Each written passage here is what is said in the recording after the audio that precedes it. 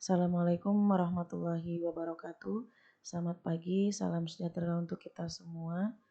Alhamdulillah, kita panjatkan puji syukur kehadirat Allah Subhanahu wa taala yang mana pada pagi hari ini kita masih diberi kesehatan baik jasmani maupun rohani. Sehingga kita masih bisa mengikuti kelas online ibu hamil di Desa Sumber Telase. Sebelumnya, perkenalkan nama saya Lucy Afriani. Di sini saya mendapatkan 2 kali pertemuan untuk mengisi kelas online ibu hamil. Yang pertama di hari ini dan kedua insya Allah di hari Selasa minggu depan. Ingat 3M nggih ibu-ibu, karena di era pandemi COVID-19 ini kita harus selalu mematuhi protokol kesehatan seperti mencuci tangan dengan sabun sesering mungkin, memakai masker dan menjaga jarak. Tujuannya yaitu untuk apa? Untuk terhindar dari COVID-19. Mengingat bunda-bunda dalam kondisi hamil, jadi saya sarankan untuk tidak sering berkerumun atau keluar rumah apabila tidak penting. Sering harus memakai masker bila keluar dari rumah dan mencuci tangan sesering mungkin nggih bunda-bunda, karena dalam keadaan hamil itu sangat rentan oleh virus maupun bakteri. Baik bunda-bunda, untuk perawatan bayi baru lahir kita akan bahas ya. Namun sebelumnya kita harus tahu tujuannya, yaitu untuk mempersiapkan diri sebagai orang tua, mendeteksi adanya kelainan pada bayi baru lahir, kemudian tindakan segera yang harus dilakukan oleh tenaga kesehatan dan antisipasi baik dari tenaga kesehatan maupun dari keluarga itu sendiri. Bayi baru lahir atau sering disebut dengan neonatus. Tanda bayi baru lahir sehat ada 5 tanda nggih bunda-bunda. Yang pertama, bayi lahir langsung menangis, tubuh bayi kemerahan, bayi bergerak aktif, kemudian berat lahir kisaran 2.500 sampai 4.000 gram, bayi menyusu dari payudara ibu dengan kuat. Nah, sehingga apabila ada tanda-tanda yang keluar dari 5 ini termasuk tanda bayi yang tidak sehat. Untuk pelayanan pada bayi baru lahir, itu dari pelayanan yang harus dilakukan oleh tenaga kesehatan. Yang pertama, jaga bayi tetap hangat, bersihkan jalan nafas, ini ketika bayi lahir ya bunda-bunda. Kemudian keringkan dan jaga bayi tetap hangat, potong dan ikat tali pusar tanpa membubuhi apapun, kira-kira 2 menit setelah lahir. Segera lakukan inisiasi menyusui dini atau yang disebut dengan IMD. Beri salep mata antibiotik atau tetrasiklin 1% pada kedua mata. Beri suntikan vitamin K1 sebanyak 1 mg intramuskuler di paha kiri. Kemudian berikan imunisasi hepatitis 0,5 mili di paha kanan dan pemberian identitas, kemudian pemeriksaan fisik dan pemulangan bayi apabila bayi sudah normal, dan diberikan konseling dan kunjungan ulang untuk ibu dan bayi. Ini kalau dilakukan oleh tenaga kesehatan.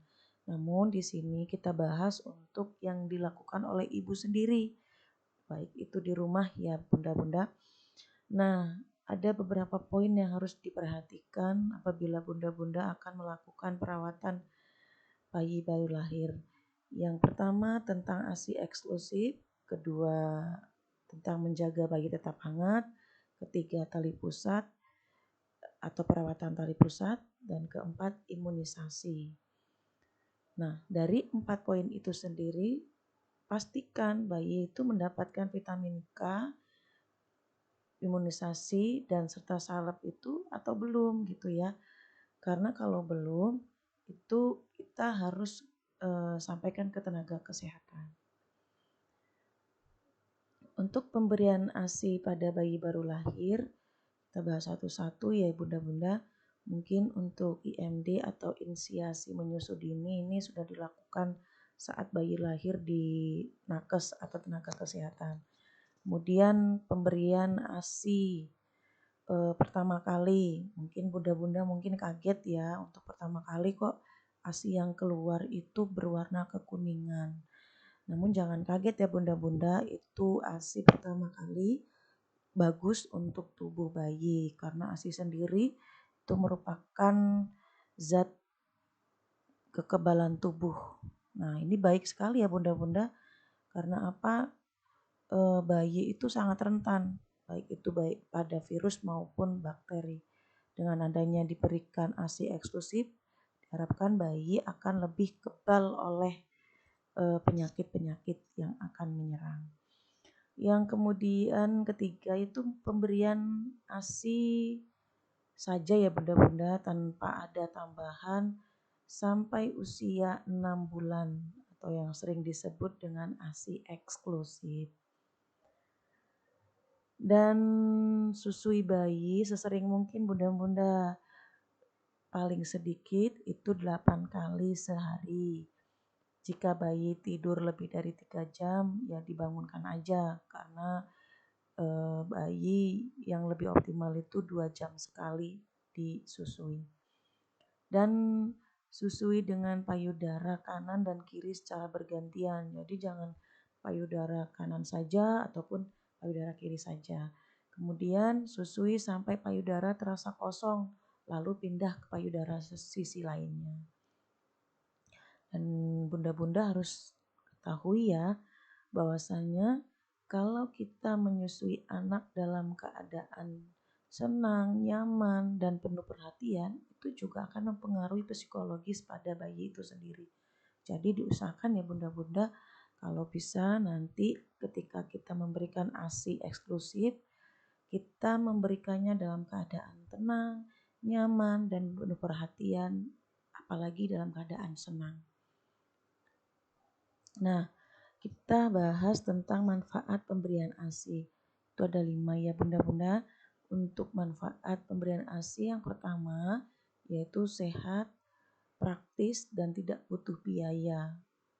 Kemudian kedua, meningkatkan kekebalan alamiah pada bayi. Ketiga, mencegah perdarahan pada ibu nifas. Dan keempat, menjalin kasih sayang ibu dan bayi. Dan kelima, mencegah kanker payudara. Wah, luar biasa ya bunda-bunda manfaat dari ASI itu sendiri. Jadi kalau ada nanti bunda-bunda mungkin mengeluh, oh kok ASI atau air susu saya ini belum keluar nih, jadi saya kasihan, saya harus kasih susu formula. Jangan langsung buru-buru diberi ASI susu formula ya bunda-bunda. Kalau bisa itu harus diusahakan dikeluarkan terus, diusahakan untuk bayinya untuk menyusu. Karena biasa dialami pada ibu bersalin mungkin ASI itu susah. Namun kalau kita sering dilakukan rangsangan insya Allah akan keluar. Untuk menjaga bayi tetap hangat itu ada dengan caranya, yaitu pertama nanti memandikan bayi itu setelah 6 jam ya bunda-bunda. Itu pun dengan air hangat. Kemudian bayi harus tetap berpakaian dan diselimuti di setiap saat, memakai pakaian kering dan lembut. Jadi jangan lembab. Kalau lembab langsung diganti. Kemudian ganti popok dan baju jika basah. Jangan tidurkan bayi di tempat dingin atau banyak angin. Takut nanti kedinginan ya bunda-bunda. Jaga bayi tetap hangat dengan menggunakan topi, kaos kaki, kaos tangan, dan pakaian yang hangat pada saat tidak dalam dekapan. Jika berat lahir kurang dari 2.500 gram, lakukan perawatan metode kanguru atau dekap bayi di dada atau di dada ibu, bapak, atau anggota keluarga lain, yaitu kulit bayi menempel ke kulit ibu atau ke bapak atau ke keluarga lainnya.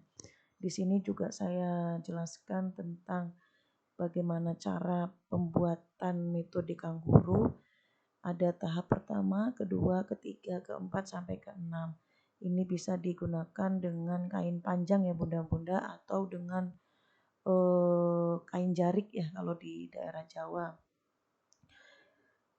Sebenarnya ini penggunaan kain panjangnya tidak menggunakan baju, tapi karena ini model pembuatannya jadi kita menggunakan baju. Namun secara praktek itu tidak menggunakan baju ya bunda-bunda, seperti yang ada di gambar ibu pakai baju kuning ini. Nanti modelnya seperti ini. Nah, untuk selanjutnya perawatan tali pusar itu harus bunda-bunda perhatikan ya. Untuk perawatan tali pusar itu ada 4, selalu cuci tangan dengan sabun dan air bersih mengalir sebelum dan sesudah megang bayi. Karena kita tidak tahu bunda-bunda, mungkin kita tadi memegang sesuatu tanpa kita sadari di tempat sesuatu itu ada bakteri atau virus dan menempel di tangan. Dengan adanya kita cuci tangan dengan sabun dan air mengalir, bakteri yang ada di tangan itu akan hilang. Kemudian jangan memberikan apapun pada tali pusar. Nah, ini bunda-bunda harus diperhatikan. Mungkin di zaman dahulu ada orang tua yang mengatakan tali pusar harus diberi ramuan-ramuan seperti kunyit atau jeruk biar cepat kering atau biar cepat lepas gitu. Ini jangan ya bunda-bunda, karena ternyata dengan kita memberikan sesuatu kepada tali pusar itu akan membuat tali pusar itu lembab sehingga terjadi infeksi. Karena dengan adanya lembab itu kan lama kering tuh benda-benda. Apalagi dicampur-campur dengan benda-benda atau bubuk-bubuk yang kita tidak tahu. Sebenarnya dengan adanya memberikan bubuk-bubuk itu kita malah memberikan tempat pada bakteri untuk hinggap di tali pusar. Jadi jangan ya bunda-bunda ya. Kemudian yang ketiga, rawat tali pusar terbuka dan kering. Nah, tali pusar terbuka dan kering ini maksudnya seperti ini bunda-bunda. Mungkin zaman sekarang kan kita menggunakan popok, bukan popok ya, pampers gitu ya bunda-bunda. Itu kalau bisa jangan ditutupin tali pusarnya, tapi di bawah gitu. Agar tali pusarnya tetap kering dan tidak lembab. Yang keempat, bila tali pusar kotor atau basah, cuci dengan air bersih dan sabun mandi dan keringkan dengan kain bersih. Ingat ya bunda-bunda, jangan ditambahkan yang aneh-aneh, tapi bersihkan dengan air bersih dan sabun. Kemudian keringkan dengan kain yang bersih. Dan di sini juga ada gambarnya bunda-bunda, warnanya dan kemudian prosesnya. Untuk berapa hari lepasan tali pusar ini ada 5 bahkan sampai 15 hari. Itu sampai dia mengering kemudian lepas dengan sendirinya, itu biasanya sampai 5 sampai 15 hari. Nah, untuk tanda-tanda infeksi pada sisa tali pusar biasanya kita mungkin kurang paham ya bunda-bunda. Kita harus pahami yang pertama, bayi akan menangis saat menyentuh kita ya. Sebagai orang tua mungkin kita mau membersihkan, kok pas saat kita sentuh tali pusar bayinya itu menangis dan ada kemerahan di sekitar tali pusar dan biasanya ada bengkaknya juga. Dan dengan adanya kemerahan dan bengkak itu sendiri ada keluar nanah warna putih dan kekuningan. Nah, itu harus diwaspadai ya bunda-bunda, mungkin adanya tanda-tanda infeksi pada tali pusar. Kemudian ada sisa tali pusar berdarah terus-menerus dan terdapat kotoran yang berbau busuk dan menyengat. Itu harus diperhatikan, mungkin salah satu tanda gejalanya infeksi pada tali pusar. Dan ingat satu lagi bunda-bunda, jangan sekali-kali kita memaksa mencopot tali pusar. Biarkan tali pusar itu copot dengan sendirinya. Karena dengan adanya kita memaksa pencopotan tali pusar itu akan menyebabkan perdarahan dan bisa menyebabkan infeksi pada tali pusar. Oke, kita ke tanda bahaya bayi baru lahir. Itu ada beberapa ya bunda-bunda, ada bayi tidak mau menyusu, kemudian kejang-kejang, sesak nafas, bayi merintih atau menangis terus-menerus tanpa sebab ya bunda-bunda. Kemudian tali pusar kemerahan sampai dinding perut berbau dan bernanah, demam tinggi, mata bayi bernanah, diare yang biasanya lebih dari 3 kali, buang air besar ya, kulit dan mata bayi kuning, kemudian tinja bayi saat buang air besar berwarna pucat. Nah ini mungkin bayi baru lahir, kalau ada tanda-tanda salah satu atau bahkan bisa lebih dari satu, itu kita harus segera pergi ke pelayanan kesehatan terdekat ya bunda-bunda untuk langsung segera menolong bayi yang ada tanda-tanda bahaya tersebut sehingga bisa cepat tertolong. Kemudian kita masuk ke pemberian imunisasi. Nah, bunda-bunda harus diingat untuk pemberian imunisasi itu ada jadwal-jadwalnya sendiri. Jadi kita harus ingat sebagai bunda agar tidak salah atau terlewat atau bahkan mungkin belum waktunya kita berikan. Nah, di sini juga ada catatan imunisasi anak yang tanda putih itu merupakan jadwal yang tepat diberikan pada imunisasi pada bayi usia 0 sampai ke 24 bulan. Nah, untuk di tanda kuning itu sendiri waktu yang masih diperbolehkan pemberian imunisasi. Mungkin lupa ya bunda-bunda, contoh mungkin di BCG gini. Seharusnya kan di usia 0 atau di usia 1 bulan. Ternyata bunda-bunda mungkin lupa di awal bulan di bulan pertama ini. Pasti diperbolehkan di bulan kedua, 3, keempat sampai ke 11. Untuk yang warna abu-abu ini itu waktu yang tidak diperbolehkan. Jadi belum waktunya langsung kita berikan ini juga tidak boleh. Nah, di sini juga ada jadwal imunisasi ya bunda-bunda lebih jelas. 0 sampai 7 hari itu AB0 atau hepatitis 0. Apa sih tujuan atau manfaatnya dilakukan imunisasi hepatitis 0 itu sendiri atau hepatitis? Itu mencegah kerusakan hati bunda-bunda. Jadi manfaatnya sangat banyak ya bunda-bunda ya. Kemudian BCG itu untuk mencegah penyakit TBC atau tuberkulosis, di mana di 1 bulan usia bayi itu maksudnya. Kemudian imunisasi polio tujuannya juga untuk tidak terjadinya lumpuh, layu pada tungkai atau lengan. Ini sangat perlu diperhatikan ya bunda-bunda, karena imunisasi ini sendiri sangat banyak manfaatnya dan penting sekali untuk bayi. Kemudian ada DPT, tujuannya juga untuk tidak terjadi batuk kerjan atau tetanus. Intinya biar ada kekebalan tubuh gitu loh bunda-bunda kalau diberikan imunisasi. Nah, dan jangan lupa juga untuk bunda-bunda untuk selalu mengingatkan, mungkin bunda-bunda lupa atau tenaga kesehatan lupa atau belum terdeteksi gitu ya, untuk pemberian kapsul vitamin A. Nah, ini bunda-bunda harus ingat, pemberian kapsul vitamin A juga ada 2 bunda-bunda, kapsul biru dan kapsul merah. Kapsul biru itu apa bunda-bunda? Yaitu diberikan pada anak umur 6 sampai 11 bulan. Diberikan 1 kali dalam setahun.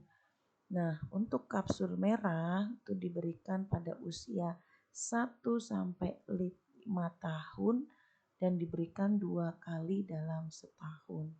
Ini harus diingat ya bunda-bunda, karena manfaatnya juga bagus untuk anak di mana vitamin A itu untuk meningkatkan kesehatan mata dan pertumbuhan anak.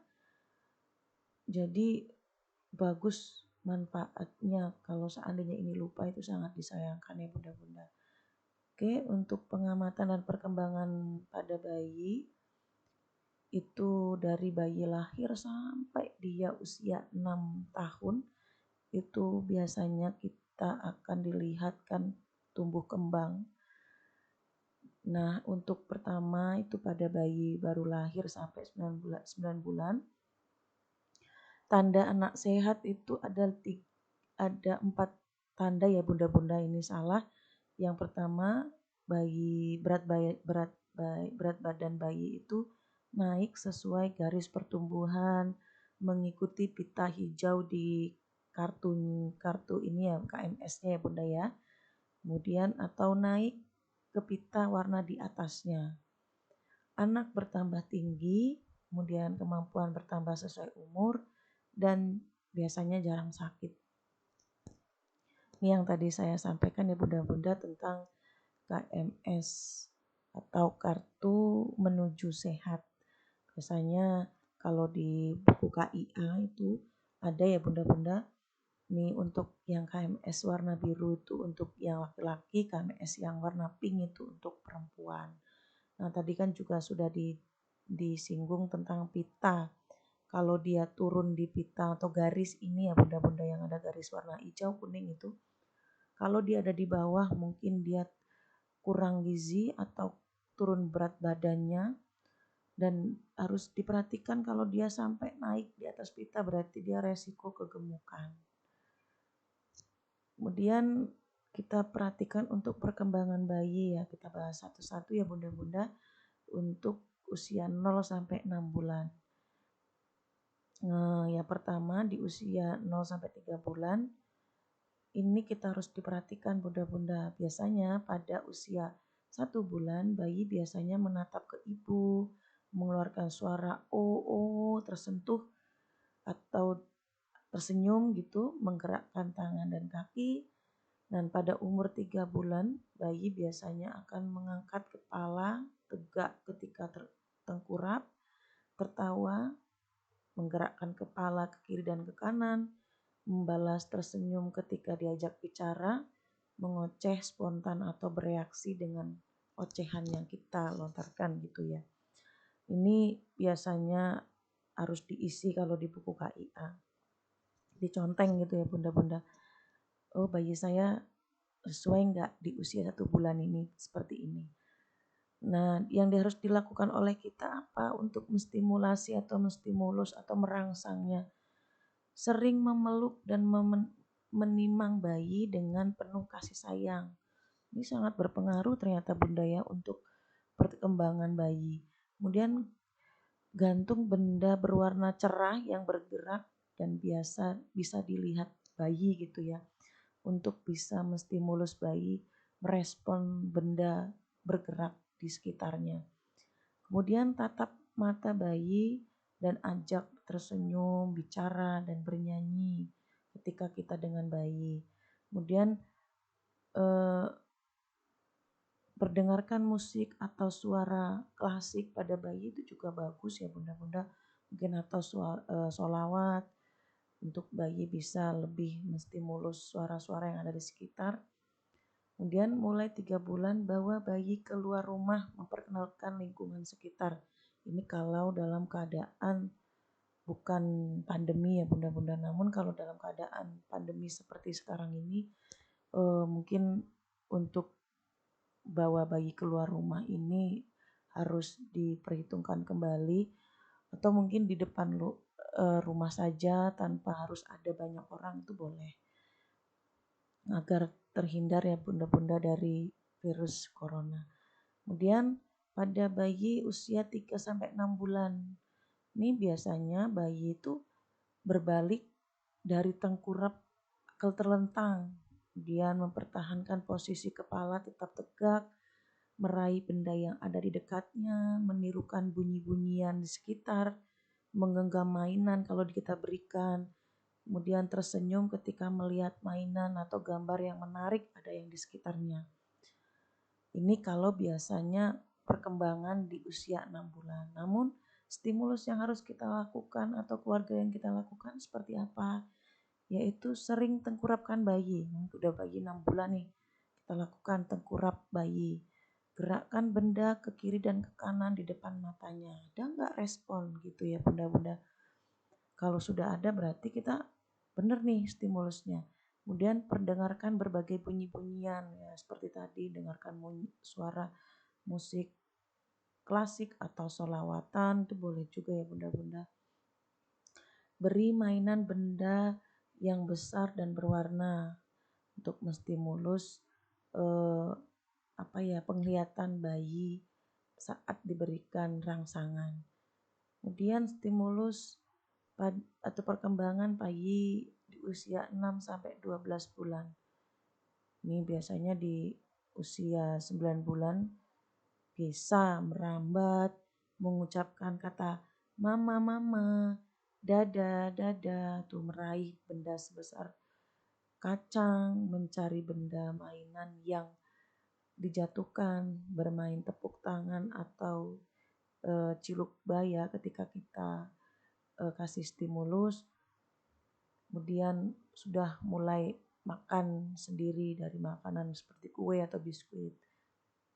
Nah, di usia 12 bulan itu sendiri, bayi sudah mulai berdiri, berjalan, berpegangan, memegang benda kecil, meniru kata sederhana seperti mama, papa, ibu, ayah gitu ya, kakak, adik itu bisa juga mengenal anggota keluarga, takut pada orang yang belum dikenal, kemudian menunjuk apa yang diinginkan gitu ya. Wajar kalau bayi di usia 12 bulan itu akan merasa takut pada orang yang belum dikenal karena bayi biasanya akan lebih sering eh, dekat pada orang yang sering memberi stimulus pada bayi tersebut. Nah, stimulus yang harus kita lakukan apa bunda-bunda agar bisa mencapai yang bisa dilakukan bayi? Kita ajari bayi duduk, ajari main stimulus seperti cilukba atau mengarahkan bayi untuk mengucapkan kata mama papa, memegang makanan, berikan makanan untuk dipegang di tangan gitu ya bunda-bunda, memberikan benda-benda kecil atau mainan, ajari berdiri dengan berpegangan tangan kita, ajari berbicara sesering mungkin, jangan didiamkan. Kemudian untuk perkembangan pada anak usia di 2 tahun, itu biasanya anak itu akan bisa naik tangga dan berlari-lari, naik turun mungkin lebih aktif, mencoret-coret pensil pada kertas atau dinding bahkan ya bunda-bunda, dapat menunjuk satu atau lebih bagian tubuhnya. Dia mungkin lebih paham, oh ini telinga, ini mulut, ini hidung, ini tangan. Nah itu sudah mulai. Kemudian menyebut 3 atau 6 kata yang mempunyai arti seperti itu bola, itu sapu, itu boneka. Kemudian memegang cangkir dengan tangannya sendiri, belajar makan sendiri begitu ya bunda. Nah dengan adanya usia 2 tahun kita harus memberikan stimulus. Kenapa kok kita harus memberikan stimulus ya bunda-bunda? Agar anak bayi atau anak itu lebih terbiasa dan paham gitu ya bunda-bunda.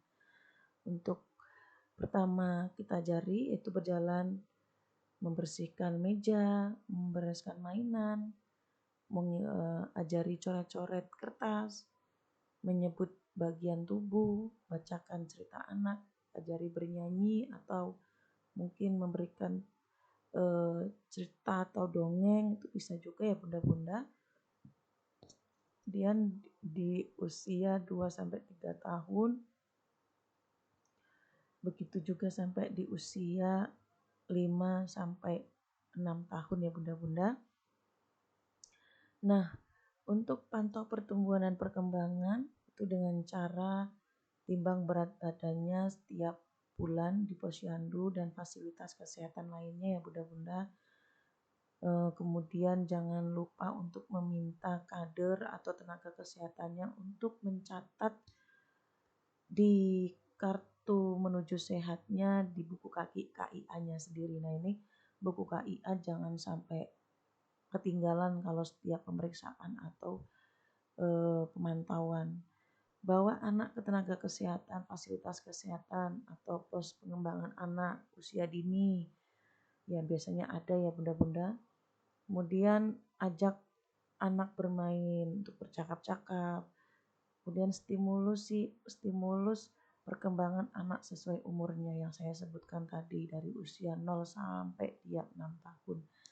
Kemudian tumbuh kembang anak tidak sesuai apabila berat badan tidak naik, berat badan turun, bahkan berat badan naik berlebihan. Nah itu juga harus diwaspadai ya bunda-bunda. Kemudian tinggi anak tidak sesuai dengan umurnya, perkembangan anak tidak sesuai umurnya juga gitu ya. Nah juga ada permasalahan nih bunda-bunda tentang stunting. Ini juga penting ternyata. Pemantauan pertumbuhan dan perkembangan juga ini sekarang lagi digencar-gencarkan oleh pemerintah untuk mendeteksi adanya stunting atau anak kerdil gitu ya, anak pendek. Dengan adanya pemantauan dan perkembangan bayi bahkan sampai usia 6 tahun, kita harus lakukan pola asuh anak bunda-bunda. Ternyata dengan adanya pola asuh anak itu, anak akan lebih bisa tumbuh dan berkembang dengan cepat sesuai usia dan sesuai pertumbuhannya gitu. Pola asuhnya seperti apa? Lakukan pola asuh sesuai kondisi anak dengan penuh kasih sayang. Kondisi anak mungkin pada saat anak nangis, jangan dimarah-marah, tapi mungkin kita dengan kasih sayang memberikan pengertian, memberikan pemahaman agar anak bisa paham dengan apa yang diminta mungkin sampai dia menangis. Memberikan contoh yang baik dan terapkan nilai agama dalam kehidupan sehari-hari. Nih mulailah kita ajak anak-anak kita nih di usia 3 tahun sampai 5 tahun, 6 tahun untuk bisa lebih mendekatkan diri kepada agama. Mulailah kita kenalkan dengan namanya sholat, baca-baca surat pendek. Kemudian ajarkan perbedaan baik dan buruk, perilaku sopan santun, saling menghargai dan menyayangi antar keluarga maupun temannya. Luangkan waktu bersama anak, misalnya bermain, bercerita, berdongeng itu bisa. Perhatikan dan dengarkan pendapat anak dan bantu anak mengatasi masalah. Jadi jangan kalau anak mungkin cerita tapi kita sibuk dengan gadget ya, bunda-bunda ini harus dipahami nih. Gadgetnya harus dikurangin kalau ada anak. Melatih dan mengenal kelebihan dan kekurangan anak dan tidak membandingkan anak yang satu dengan yang lain. Nah ini sering ya bunda-bunda kadang kita tanpa kita sadar kita membandingkan kamu lebih pintar atau kamu lebih bodoh atau kamu apalagi sampai mengeluarkan kata-kata seperti itu juga akan mempengaruhi pertumbuhan dan perkembangan bayi dan balita ya bunda-bunda. Kemudian ajarkan anak disiplin, mandiri dan percaya diri sesuai kemampuan anak. Berikan pujian dan penghargaan jika berhasil melakukan hal yang baik, menerapkan pola hidup bersih dan sehat apalagi di era pandemi saat ini. Dan untuk pola hidup bersih dan sehat ini sangat amat diperlukan dan amat sangat harus ada gitu untuk pertumbuhan dan perkembangan anak. Kemudian lindungi anak dari pengaruh negatif media ya seperti saat ini kan media sosial itu sangat cepat ya, sudah mulai milenial semuanya serba media. Dengan adanya pola asuh yang baik, anak kita tidak akan salah pergaulan atau salah pemberian informasi atau salah yang dilihat gitu ya. Kita harus lebih mengontrol dengan adanya pengaruh-pengaruh negatif. Kemudian untuk perawatan sehari-hari mungkin bunda-bunda yang anaknya sudah mau kedua atau ketiga ini mungkin lebih paham ya bunda-bunda ya untuk perawatan sehari-hari untuk seperti kebersihan anak, mandi, kemudian perawatan gigi, dan kebersihan lingkungan, hindari anak dari bahaya. Mungkin bunda-bunda lebih paham ya. Kemudian untuk perawatan anak sakit, bunda-bunda jauh dari apotik atau mungkin dalam keadaan mendesak tengah malam, kita seharusnya juga harus menyiapkan obat-obat yang harus disiapkan di rumah, seperti Oralit untuk obat diare, Providon iodin untuk obat luka, dan paracetamol untuk obat demam. Kenapa 3 ini? Karena biasanya anak-anak atau bayi sering terkenanya itu pada diare, luka, dan demam. Untuk penanganan batuk, ya apabila dia masih anak bayi, untuk bayi berikan saja ASI-nya lebih sering, kemudian beri minum air hangat lebih banyak ketika dia sudah 6 bulan ke atas ya bunda-bunda. Kemudian jika umurnya di atas 1 tahun, berikan kecap manis atau madu. Ini sih kalau ada ya, kalau mungkin di rumahnya ada atau mungkin bisa ya dilakukan, kalau tidak ya tidak apa-apa, atau berikan ASI eksklusif saja. Dan hindari juga dari asap rokok nih bunda-bunda, asap dapur, asap sampah atau polusi kendaraan. Ternyata juga asap dan polusi ini juga menyebabkan batuk pada bayi. Kemudian diare atau mencret nih biasanya juga sering ya pada bayi maupun anak-anak.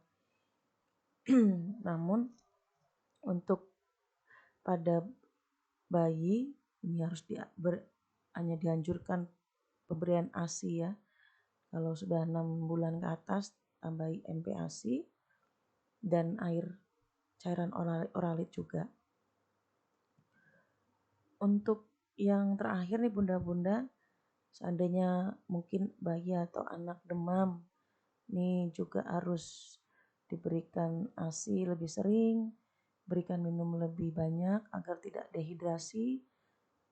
Jangan diselimutin ya bunda-bunda kalau anak atau bayi sedang demam gitu ya. Kemudian kompres dengan air biasa atau air hangat. Jangan kompres dengan air dingin karena nanti bayi atau anak bisa menggigil atau dia kaget ya bunda-bunda karena badannya panas dan ditempel dengan air dingin biasanya langsung menggigil.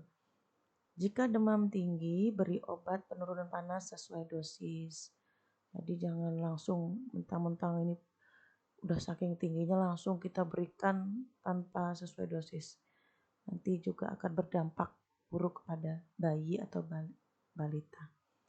Oke, mungkin itu bunda-bunda yang bisa saya sampaikan di pertemuan kali ini. Mudah-mudahan apa yang saya sampaikan bisa diterima atau bisa dimengerti oleh bunda-bunda semua.